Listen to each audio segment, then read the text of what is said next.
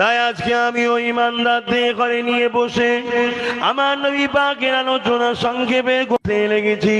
আমার নবী পাকের প্রশংসা বলে শেষ করা যাবে না। তামাম জীবনটা যে নবী আমার তোমার আমার জন্য কেঁদেছে, সেই নবীকে ভুলে দূরে থাকি কেমন করে? এত পাষাণ দিলটা হয় কি করে? আজ মদিনার জমিনে যিনি তোমার আমার জন্য কাঁদতেছে, সেই নবী পাককে ভুলে থাকি কি করে? সেই নবী থেকে মুখ ফিরিয়ে দূরে থাকি কি করে? সেই নবীর আলোচনা না শুনে দূরে থাকি কি করে? সেই নবীর আলোচনা না করে কি করে ওয়াজ করতে পারি? যুবকেরা, তরুণীরা, আব্বারা, এ নবী পাকের প্রেমিকেরা, কোরআনকে কোরআনে মেনে নিয়েছি, নবী পাকের জবানের উপরে বিশ্বাস করে, হাদিসকে হাদিস বলে মেনে নিয়েছি, নবী পাকের জবানের উপরে বিশ্বাস করে। ফেরেশতা আছে জীবনে দেখিনি, নবী পাকের জবানের বিশ্বাসে মেনে নিয়েছি। জান্নাত আছে জীবনে দেখিনি, নবী পাকের জবানের উপরে বিশ্বাস করে মেনে নিয়েছি।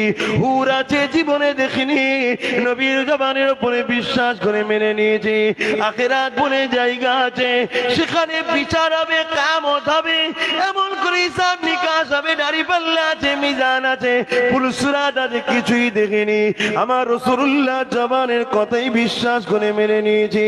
আল্লাহু আকবার আছে, বেশাক আছে, জীবনে দেখিনি, জীবনে অনুভব করতে পারিনি, ছুঁতেও পারিনি, শুকতেও পারিনি। জ্ঞান গবেষণা দ্বারা গবেষণা করে কিভাবে কেমন কোন জিনিসই বুঝতে পারিনি। তথাপি আল্লাহ আমার মালিক মেনে নিয়েছি, মুস্তাফার জবানকে বিশ্বাস করে মেনে নিয়েছি। তাই তো আল্লাহ আমাদেরকে শিক্ষা দিচ্ছে হাবিবের কদর কত, হাবিবের সম্মান কত। আল্লাহ পাককে যখন রাসূলকে যখন মক্কার মুশরিকরা জিজ্ঞাসা করলো, এ মুহাম্মদ তুমি যে বলো লা ইলাহা ইল্লাল্লাহ, নেই কোনো ইলাহা আল্লাহ ছাড়া, আল্লাহটা কে? আমার আল্লাহ আয়াত নাজিল করছেন, হু আল্লাহু আহাদ। এটা আজ নায়েত করেছিলেন, আমার কথা শুনছেন তো আপনারা? هو الله أحد الله الصمد لم يلد ولم يولد ولم يكن له كفوا أحد। এটা কোরআন শরীফের আয়াতের সব পুরো তেলাওয়াত হলো না, কিছু বাদ গেল। কি বাদ গেছে? কুল বাদ গেছে।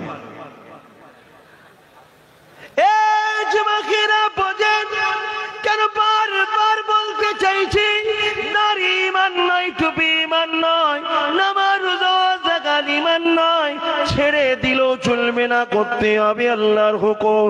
ঈমানটা হলো নবীকে চেনা, নবীর আদব, নবীর প্রেম। তাই নবী নবী নবী নবী বারবার বলি, কেন বলি? শুনে রেখে দাও, আল্লাহ পাক কোরআনের মধ্যে সূরা ইখলাসের মধ্যে কি বলছে দেখো। মক্কা মুশরিকরা যখন বলল কে আল্লাহ, আল্লাহ পাক তো বলতে পারতে আল্লাহুস সামাদ, আল্লাহু আহাদ, আল্লাহ পাক তো বলতে পারতে। আল্লাহ পাক কেন বললেন কুল? হাবিব আপনি বলুন, আপনি বলুন, আপনি বলুন, হু আল্লাহু আহাদ, আল্লাহ তিনি এক। কেন বললেন হাবিব আপনি বলুন? কেননা হাবিব আপনার মুখের কথা শুনে যে আমাকে নেবে, রিসালাতের মধ্যে দিয়ে যে আমাকে নেবে, ওই তাওহীদটা হলো প্রকৃত ঈমান।